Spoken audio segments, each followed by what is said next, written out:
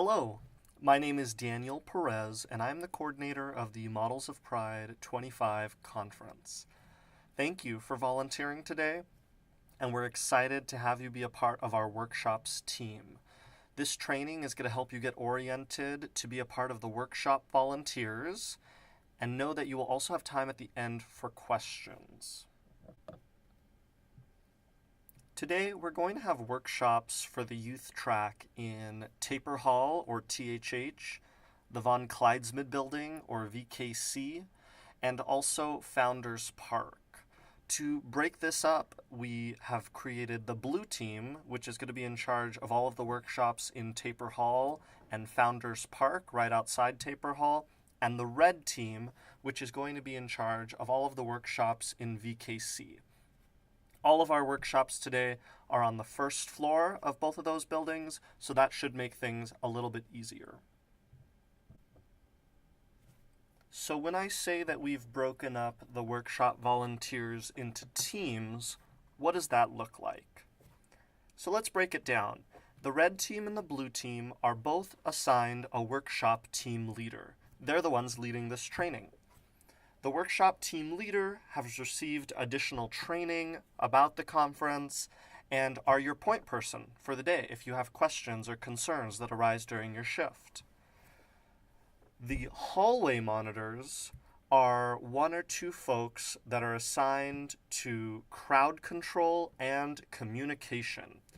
The hallway monitors are a super important role because if the workshop monitors need to communicate with the workshop team leader, the hallway monitors are there to deliver messages, cover any workshop monitors that might need to use the restroom. The hallway monitors are all around people that get things done. The workshop monitors are also super important. In this slide, you can see the workshop monitors as denoted with the pencil and clipboards. The workshop monitors are present in every single one of the youth workshops. And the workshop monitors are responsible for helping the workshop facilitators to have the best experience possible. But don't feel pressured. There are a lot of resources and team members here to assist you. We're going to go into the details of what the workshop monitors are going to be doing during the workshop sessions, but it's important to understand the flow of communication so that we can have a successful conference. Namely, if a workshop monitor in one of the classrooms needs to deliver a message to the workshop team leader, they can do so by flagging down a hallway monitor. The hallway monitor can deliver the message to the team leader, and if needed, the team leaders can radio over a staff supervisor. This may seem like a lot, but it's important when dealing with a conference of this size to have effective communication channels. So thank you in advance. Now I'm going to quickly review the workshop materials that are going to be given to all of the workshop monitors.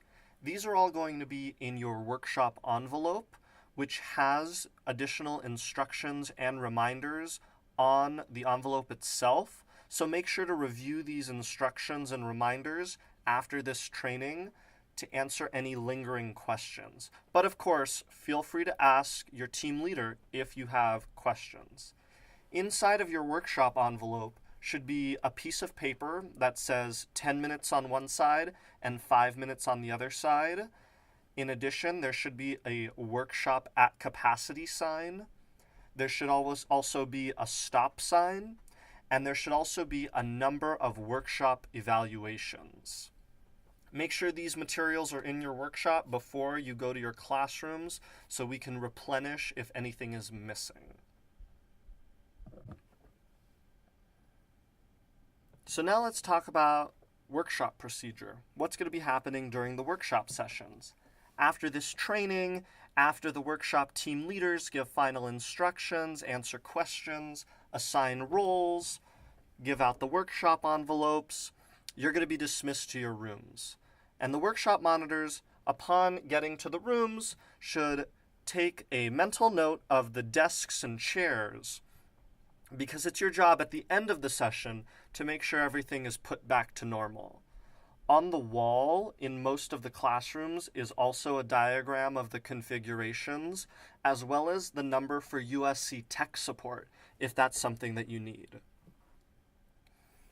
When the workshop facilitators arrive, the workshop monitors should introduce themselves, ask if there's any setup they can assist with, and also ask the workshop facilitators if they would like for you to introduce them at the beginning of the workshop session.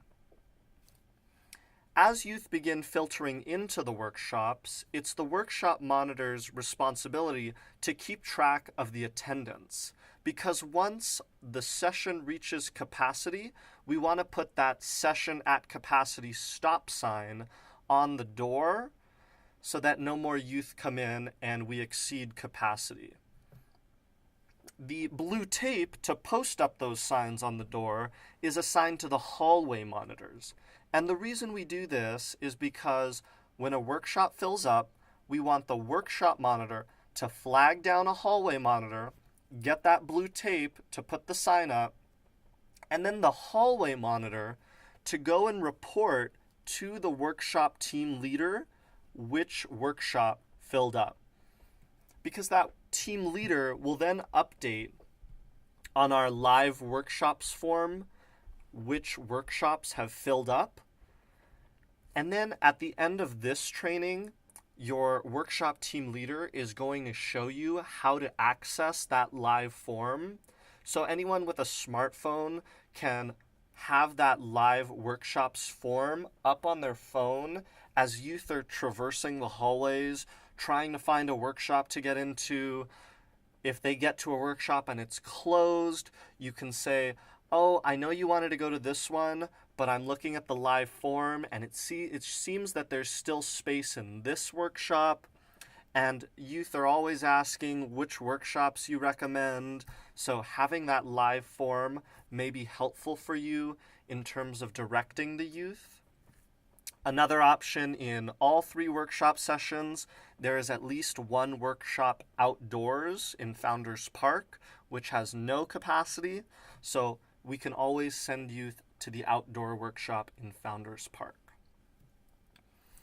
So after the workshop sessions have begun, the workshop monitors should be standing or sitting in the back of the room until we get to the time to do the time warnings.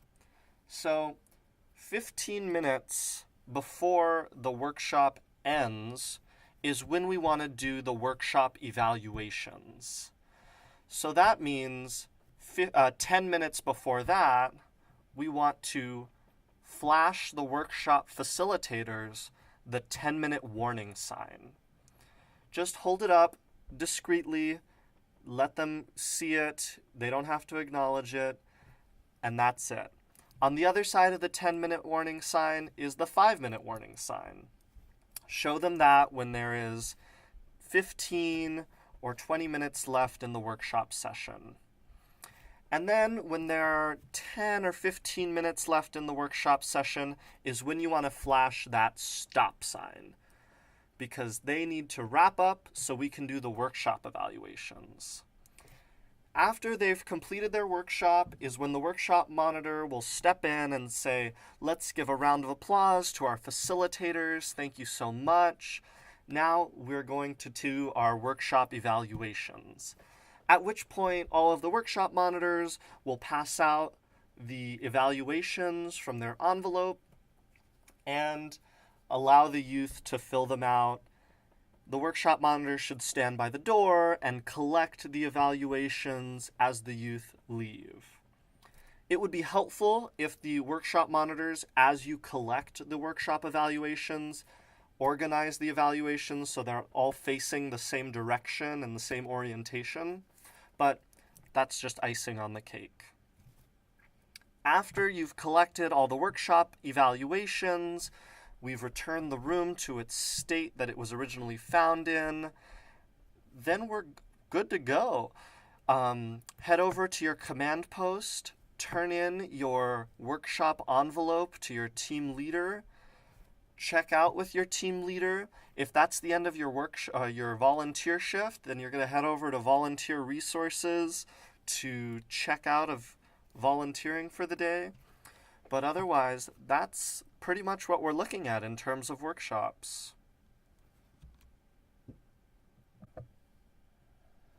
So some final instructions from me before I turn it over to your workshop team leaders. Know that facilitators have already been told they are not allowed to collect contact information from the youth participants. They're more than welcome to write on the board or pass out their own contact information, but if you see anyone trying to collect email addresses or phone numbers, let them know that that's not allowed. Also, the workshop facilitators aren't allowed to take pictures of any of the youth just because not everyone has signed the photo release, not everyone feels comfortable, depending on a multitude of reasons. Some might not be out to their friends. We don't want that violation of trust happening. If a facilitator's assistant wants to take pictures from the back of the room where only the back of the youth's head are visible, that's okay, but we're just trying to protect the youth's privacy as much as possible. Also, know that while you can provide tech support as best as you are able, know that the USC tech support phone number is on the wall, and you can give them a call if you're having any difficulties. Thirdly, I want to reinforce that communication is super important today. There are a lot of moving parts. We're talking about the world's largest free conference for LGBTQ youth and allies. This is not a small thing. And communication is vital, making sure that you know who to ask questions if you have questions. We're here for you, and everything is going to go great. Which leads me to my last point. Have fun. This day would not be possible without you. We need almost 300 volunteers to make this happen, and it's because of you that we are able to host the world's largest free conference for LGBTQ youth. So thank you on behalf of the Los Angeles LGBT Center. Thank you. And without further ado, I'm going to turn it over to your workshop team leaders for final instructions. Thank you so much.